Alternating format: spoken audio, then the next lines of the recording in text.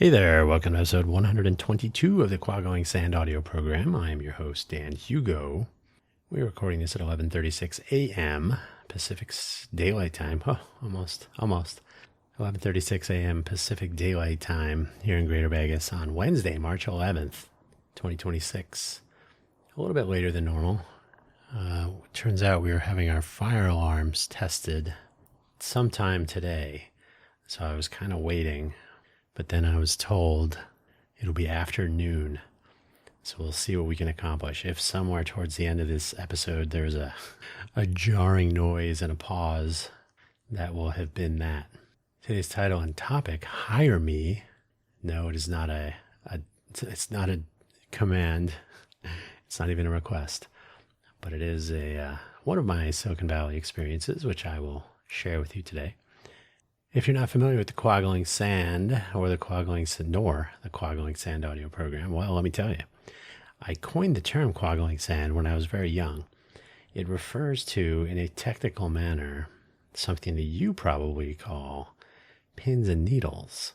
Quagoing sand is this swirling, weird sensation as circulation returns to, it's usually a limb.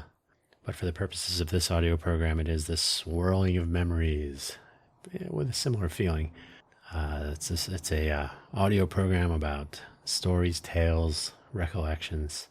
There will almost certainly not be any guests. This is a 100% vanity project.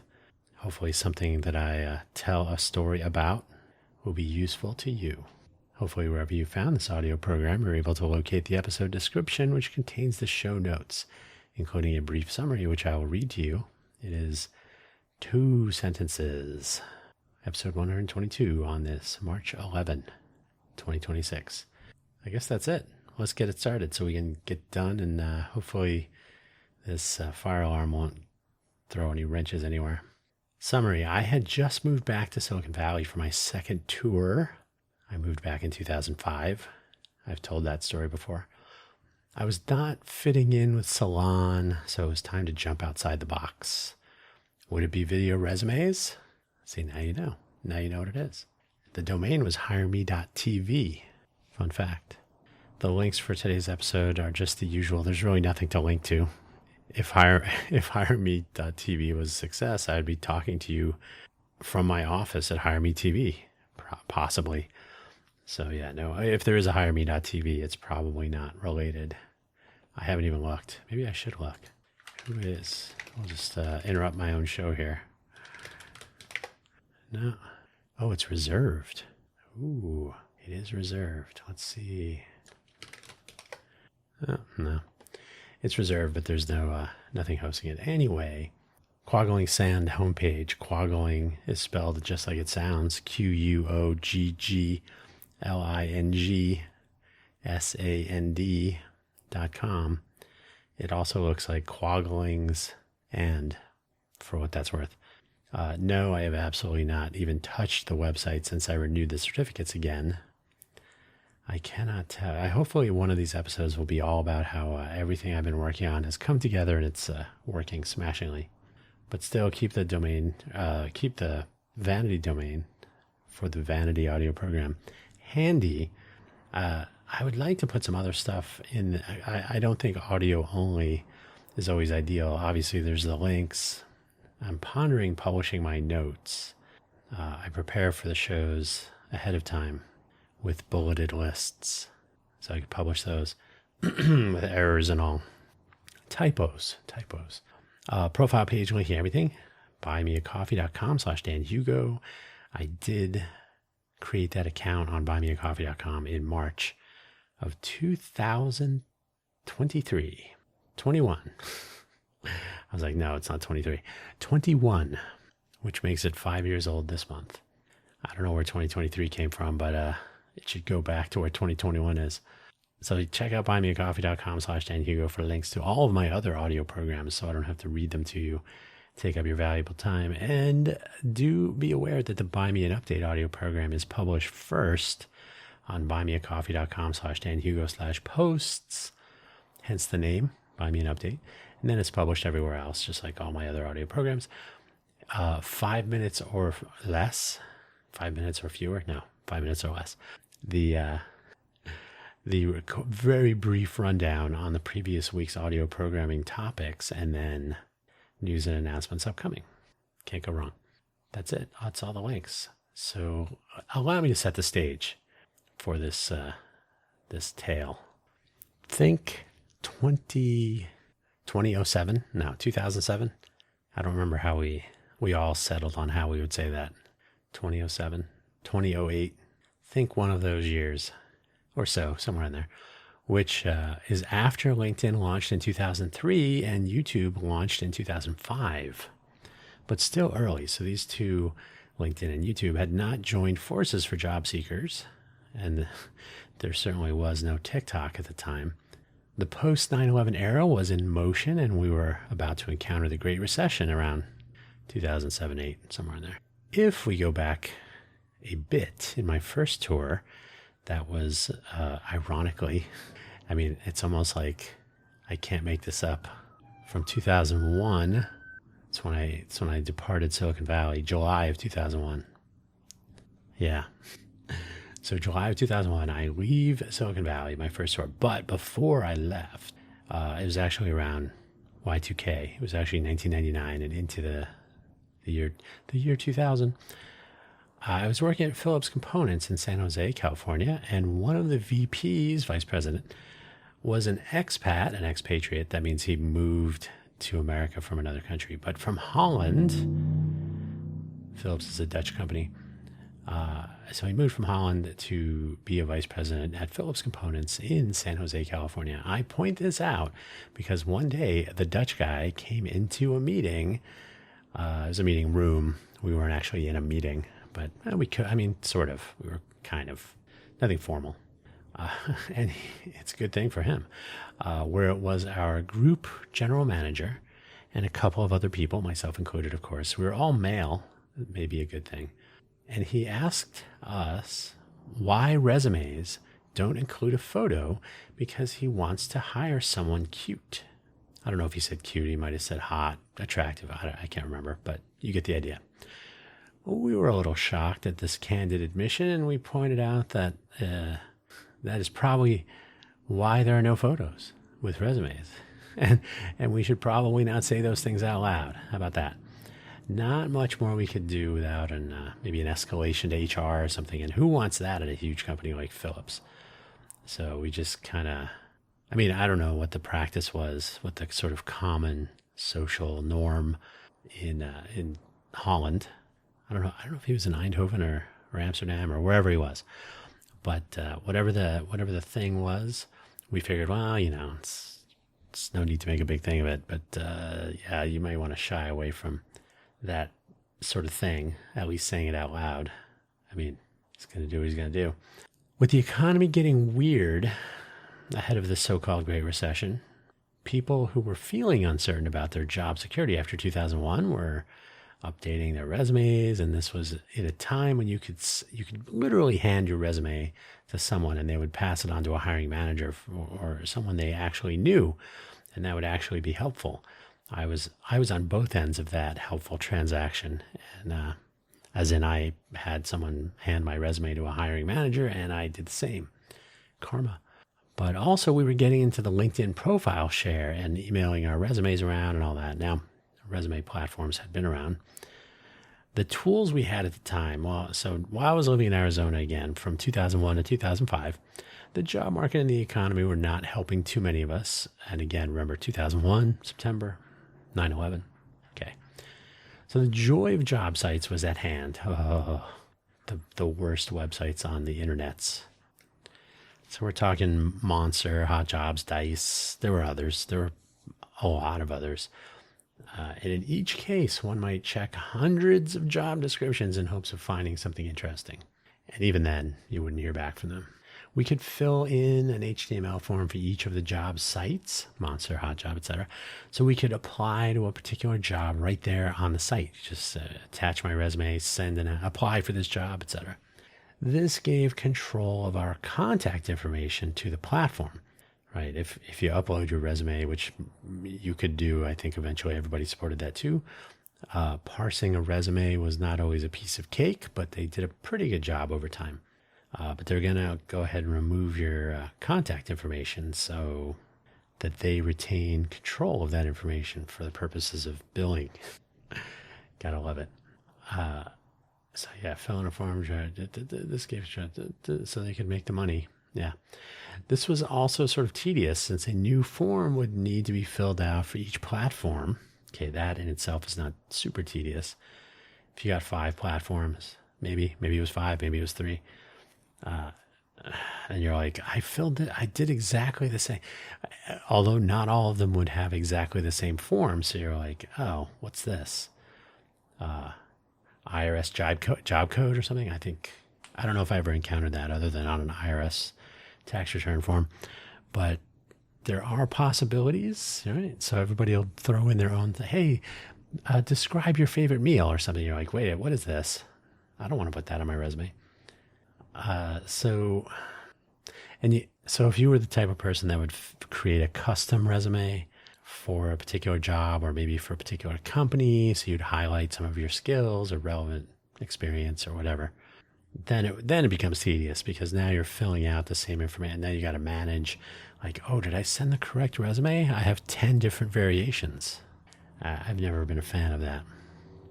Speaking of Indeed, it was a tedious Indeed. I had to set up the bit.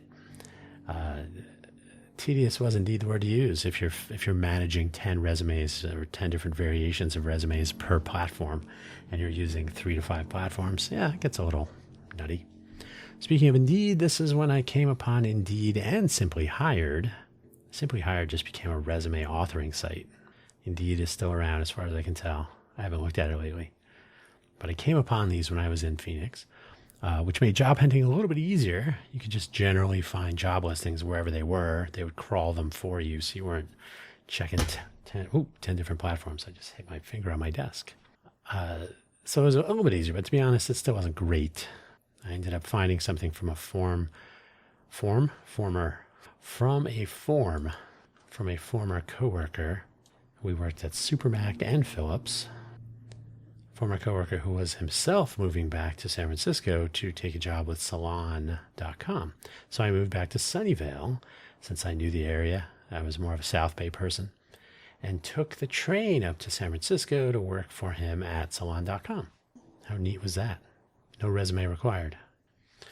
So the next things were about to come upon me. While I was working at Salon, I ended up meeting Marty, who had been a boutique recruiter in the hot times of Silly Valley, that first time around. We're coming up on the fire alarm tests. If I have to pause it, we'll see. So he was anybody, I mean, being a good recruiter, you had a lot of opportunities to practice. Although he was a boutique recruiter, which we'll talk about in a second.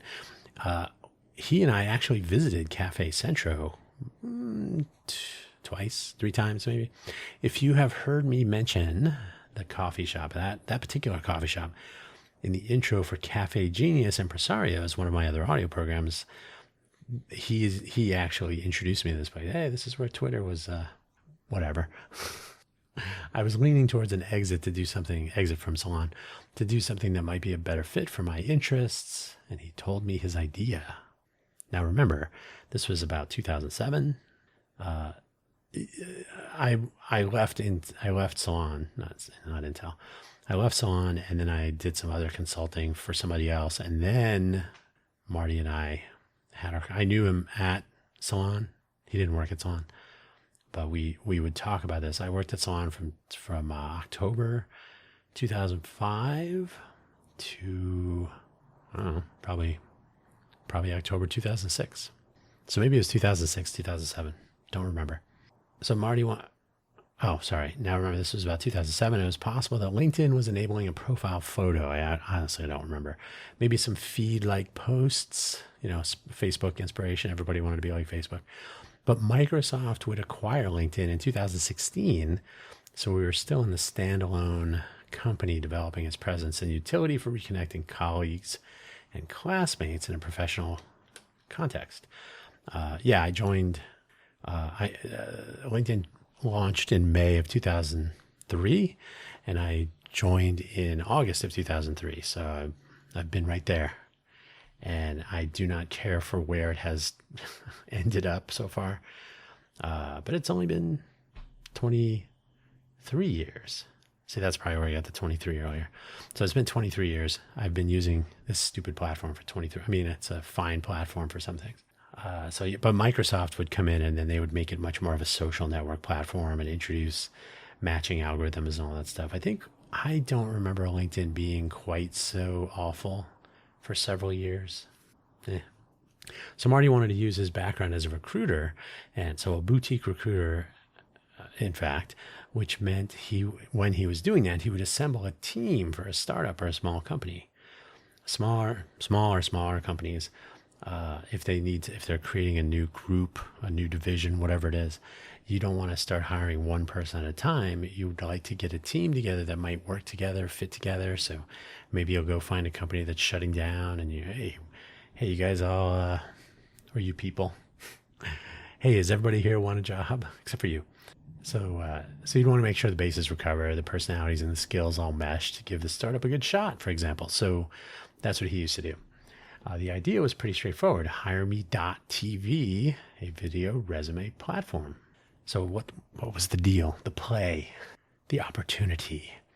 Rather than trying to rise to the top of a pile of printed resumes, who does that anymore, even back then, trying to get noticed in an overstuffed inbox as the job market was tightening, which it was, hoping to get a referral from a friend or a former colleague or whatever could happen, why not create a video resume, speaking into the camera, telling your story and sharing your value proposition with potential employers? More personable than text, right? Now, the iPhone would launch in 2007. That was convenient, I suppose. So the notion of having a camera in your pocket was just seeing some light. Now, the initial iPhone did not actually have a camera. That I don't believe it did. That would come soon. I had a BlackBerry. The BlackBerry had a camera. I had a Curve and then a Bold. I think the Curve had a camera. Though capturing high quality video, much less sharing it with others, good luck, was very new. And the notion of a selfie camera pointed at you instead of away from you, kind of like standard equipment now, but back then nobody would have thought of that. It was still on the horizon. So how to capture good video that would impress and help one to get the job. You thought I was going to say get the job done, but no, you just want the job. You don't want to get the job done. That didn't really work. I'll scratch that from the list. So yeah, back then, don't think about mobile phone camera, or even webcasting content creator cameras. They're kind of amazing, a little pricey, but then so are the phones. So this stuff, we weren't there yet in 2007. So the challenge and the solution: make good videos in a studio setting with actual production value and advice, like a director. Not a crappy web camera on your computer or laptop. And again, 2007. I know today they're ridiculously good in some cases. But actually actual high quality video and audio, a script, lighting, and ambient quiet, maybe no echo, anechoic studio for the win, to place the best foot forward, so to speak. From there, a platform that would host the videos and provide matching tools. Think YouTube for resume videos. Ooh, you like this one? Here, can we show you 25 more just like that person? What does that even mean? So we did start exploring this and talking to people about it and trying out some ideas. I saw 3 problems. One, going to a studio to produce a video resume was not a deal breaker. I mean, through today's lens, like, why? I have an iPhone. I have a Samsung, whatever, Galaxy. Excuse me. So it was in the realm of possibility that someone would do that, but it would severely limit scale. Like, you'd actually have to open studio spaces or something, whatever that workflow would look like. What do we need to make that happen? And how many times do we need it? Ideally, this would give way to the pocket video production tools we all have today, but we didn't know that at the time. We had to start somewhere, and it seemed as though the video capture and production part would almost be a separate line of business, since that would actually be a cost. Like, producing a video resume somebody had to pay for the time and all that, right? Two, I myself was not comfortable with charging job seekers for getting their resume out there. Having gone through the contracting game a few times, I knew headhunters and recruiters and agencies also were being paid rather handsomely by their client companies for placing a temporary person to fill a particular chair. Right? There, they were looking for very specific skills on a short-term basis. Okay, they would get paid ridiculous amounts of money. Usually it's per hour, right? So whatever you are paid as a contractor per hour, that is your take home. But the money being charged to the company through said agency is probably a little bit higher. Don't look. So the video, okay, so charging people to use, as a job seeker, to use or be involved with HireMe TV, should not the headhunters and the recruiters be paying for this service because they are getting paid substantially for placing people, so they should have better tools and pay for them. The video studio is going to be an expense, and this complicated the whole notion a bit, of course. Sure, people would go to resume consultants. That's been happening for years. They would help you, fix your resume for whatever job market. And that had been a thing for a long time. So that was not the thing, the differentiator. But people would pay for that service. So the exact, who pays for what and when, I still wasn't totally happy with it, I got to be honest. I was really not a fan of charging job seekers given the way the job market had gone off the rails after 2001. And of course, it was about to do the same unpleasant thing in the Great Recession only 1 or 2 years after we were doing all this. Just, if you have an employer and a recruiter or a headhunter or an agency or somebody who's trying to be the intermediary, and you have you as a job seeker, 2 of those people are getting paid and 1 is not. So who do you charge to make this connection? To me, it was like, why am I charging somebody who needs money? It's like the overdraft fee at a bank, right? Now I have now I have more no money, or whatever the Louis C.K. bit is. Number 3, I hinted at this earlier. Even in 2007, the idea of attaching a photo to a resume was a little bit off. Attaching video was definitely not going to be expected at all. And this was not necessarily a good thing. If you were a performer of some kind, a video, a demo reel, headshots, maybe you're a model, maybe you're whatever it is. These are some normal and expected things. You'd want to have a catalog of your appearance, whatever it is, so people can see who you are, because that's part of the job description in those cases. The possibility of discrimination was real, of several kinds, not just creepy, as I had described earlier. And we did get some early expression of concerns about this when we were out soft pitching the idea. And no, we did not create a pitch video for some reason, because we did not make that connection. Dumb, maybe. So there is no HireMe. We ended up not doing it, with the mild pushback, the business model not really being ideal in my opinion. And of course, that Great Recession was not quite helping as it rolled in across the job market all over. You always get an inkling of beforehand. So there was just a weird, something was in the air. So maybe that helped with the lack of interest also. It was too early, in my opinion. And sometimes a new idea needs to simmer a bit until the time is right. And so I will guarantee you that I've told the story about share video. I think we were going to do almost exactly the thing as YouTube, but we were like, I think, what did I say? 2016. We're a couple years early, an important couple of years. More people had to have DSL or cable modems to make it actually attractive. So yeah, too early. The other day I noticed a post on LinkedIn, which has definitely come a long way from someone who was launching. The post that I saw was from someone who was launching what they were calling TikTok meets LinkedIn for video resumes. Memories. The actual name escapes me. I don't remember what it was. I think it started with a T, maybe. I have to admit, I did not check the website out, did I? I might have. I don't think I did. That doesn't strike me as having been done. But if I can find it again, I will check it out for real. I don't know. I am connected to the person. So it would not be too difficult. I'm sure I can figure out who in my first degree contacts posted about TikTok and LinkedIn. Here's the thing. If we think about how far the world has come, I typed an I for some reason, in the ways. How far the world has come in the ways of putting ourselves online since 2007. From before then, actually, but the HireMe context. I have to wonder if a specific video resume platform is even necessary when anyone can create channels or feeds or whatever on YouTube, TikTok, Facebook / Instagram, probably many more, whatever's still around. You can do it on X, right? X. Create some nice high quality video with your selfie cam, because everybody has a super ridiculous camera now. And it also functions as a phone. Or you can do it in your home studio setup. Maybe you already have a nice Sony whatever Mark III.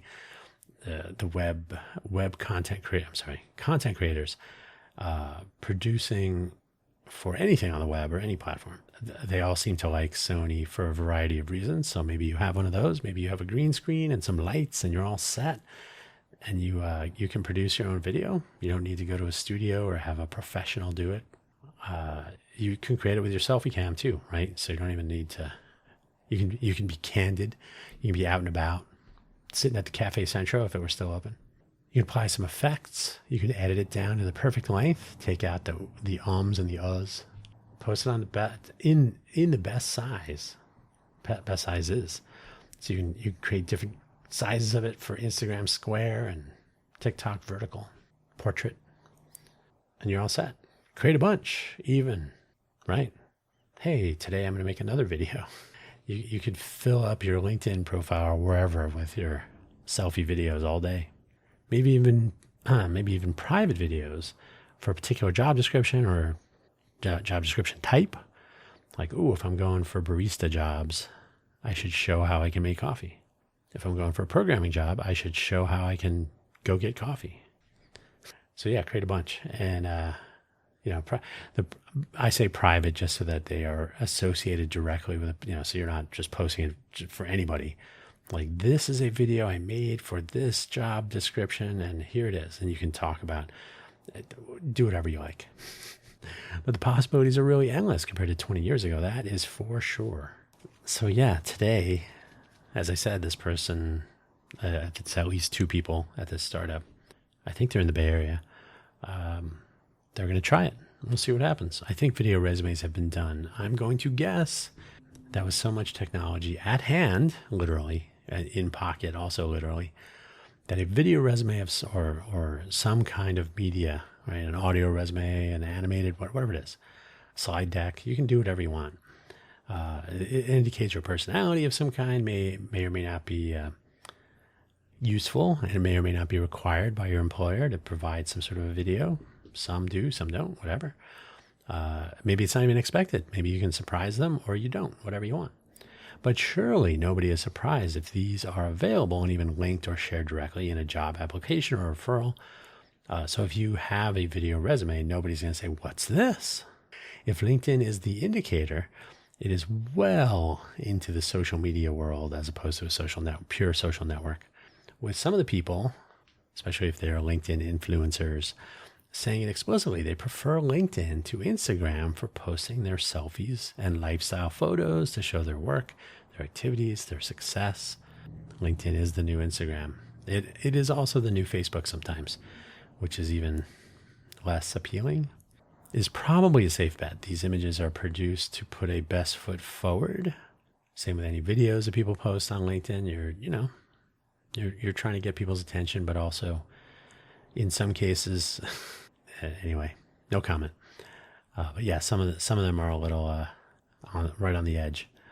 Not everyone is looking for a job so much as clients. So if you whatever you're doing, maybe you're self-employed and you offer consulting services for LinkedIn brand management, for example, see a lot of those. You're probably in the right place. But either way, it is far too easy now to schedule a video call and have a real interactive conversation rather than going by a one-sided video and hoping for the best, right? So rather than producing a video for as a resume, you can also just post video that people can find through algorithmic display or whatever the case may be. And from there, you can actually have a tailored, like, if you consider the first round of interview with someone on a video call, if that's considered a first round of interviews, then that's where you want to start being very specific about the role, the company, your skills, your background, etc. So video resume, you don't really need to make one for different job types and all that. You can, I guess what you could say is that people just now post really good pictures and videos of themselves doing things relevant perhaps to what their profession is. People will record a quick video clip of them making a presentation. So that's almost like an experience on your resume, right? So here's a video of me making this presentation about whatever, the title and topic and whatever. So that's fairly easy to do now. You don't really need to farm that out. So yeah, now it's it's too easy to schedule a video call. So video calls have become so standard that it's almost, it is expected at this point. And then you can have that real interactive conversation. So as we know, most communication is nonverbal. That's one of the upsides of a video resume too. You can impart some of your personality as you are giving your background and so on. So the ability to see responses and general interaction on top of conversation is almost too easy now. And now it is not uncommon to engage in actual challenges while you're on your video call. Like, hey, how would you solve this problem? If you remove the mass from a canoe in a lake and you drop it into the lake, does the level of the lake go up or down? That's a real question, but it was one that was asked of me during my Tesla interview. That's a different story I've already told. So the ability to see responses and general interaction on top of the conversation, though, is important, and it can be, make or break. You get that challenge, you got to answer. Sometimes it's called the whiteboard interview, except you're still sitting in front of the camera. Like, hey, write some code to do this, or hey, here's some text. Proofread it and correct the errors, right? If you're going to be an editor or a copy editor or whatever. So yeah, the whiteboard interview, I've never really been a fan, but I guess if you're sitting at your computer, you can do whatever you're going to do. So yeah, you can solve a problem or something similar that kind of demonstrates your problem solving abilities. What would it be like working with you? I've seen entire like, hey, let's do some pair programming in the video call. And I'm like, not a fan. On the other hand, I cannot imagine the new media age prevents in any way any notion of discrimination as has existed for time immemorial. Maybe the way you look, maybe the way you sound in a video, the way you dress, your race, your gender, whatever else, who can say? It has only gotten worse by some measures, but I'm going to guess that had my Dutch, I don't know why I thought there was an I in there. Had my Dutch colleague asked the very same question from my Philips days, but today he would be bowled over with all manner of media on which to base his decision, however shallow. Hey, send me some more pictures. I'm still trying to decide. People can do whatever they want now. It's the tools are lousy. We are lousy with tools, I should say. Lousy with tools means they're just everywhere. You'll trip over tools. Now AI, you can go nuts. You don't even have to have a camera. You can, hey, here's a picture of me. Make a interview video. So it's kind of amazing. But it was interesting to see because I'm not trying to put anybody down. So I hope, and in fact, I said, hey, yeah, we tried this a while ago. It was a very different time. Hopefully this goes well. Good luck. I don't know. I honestly don't know if people will grasp it. Is there a value proposition? I don't know. I'll have to go track down that site and find it. But that's the story of HireMe. I've kind of glossed over it, but the who should pay question, that's sort of a game changer in general. Like, who is your customer at the end of the day? And the tricky part, and we didn't really express it in this way at the time, but we really wanted to serve the job seekers because, hey, they're looking for work. Anybody who's looking for a job, if there's a way to help someone looking for a job, everybody wins. But if our recruiters, headhunters, if these are the people that are our customers, they're paying us, then we are beholden to them rather than the job seekers. So that can be a mismatch. I mean, it's very easy to become trapped in the impoopification cycle, which I've talked about previously. Cory Doctorow has a book out about it. So yeah, or is a three-way problem, three-way market, right? So we're being paid by one, we're serving the other, and then the two of them are going to, at some point, engage in some sort of business, or at least some sort of meetup, conversation, online, whatever. So yeah, I think that's actually worth spending some real time on, whether it's this particular example with job seekers that, so you identifying who the customers are and what the value proposition is to them and so on. But I think in general, it's good to be familiar with the three-way market and what you're doing with one side of that three-way market and that you may or probably could or should do on the other side, et cetera. So that was kind of interesting.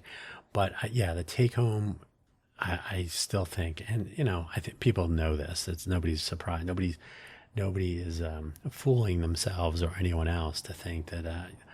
But I have all these pictures on my LinkedIn profile. Are you basing your decision to contact me on those pictures? Yeah. So it's silly to not think that. The question is whether you actually have skills and abilities and whatnot. And those are the sorts of things that will come out in an interactive interview anyway. So I almost think the video resume, if you want to look at LinkedIn as a streaming or rolling video resume, right? You can post videos every day, whatever their optimal algorithm feeding is. You can post videos every day, post still images, tell interesting one sentence paragraph stories. It's great. But yeah, I have my reservations about video resumes today. I don't know. That's all I got for you today. Thanks for listening. Thanks for pondering your own video resume. You don't need to go out to another service. I think you can do it yourself. That's it. So thanks for listening. Check out buymeacoffee.com/DanHugo for links to all of my other various audio programs. They come out every day during the week, Monday through Friday. And then the coffee solo on ko-fi.com, ko-fi.com/DanHugo/posts. This is all linked on buymeacoffee.com/DanHugo. You can find it. I'm going to try to do an episode midweek instead of waiting till the weekend. So we'll see how that goes. And in the meantime, we do have the Smarter Smart City Challenge coming up, so I better get to work on that. Again, thanks for listening. And if you're job hunting, good luck. These are interesting times. Take care.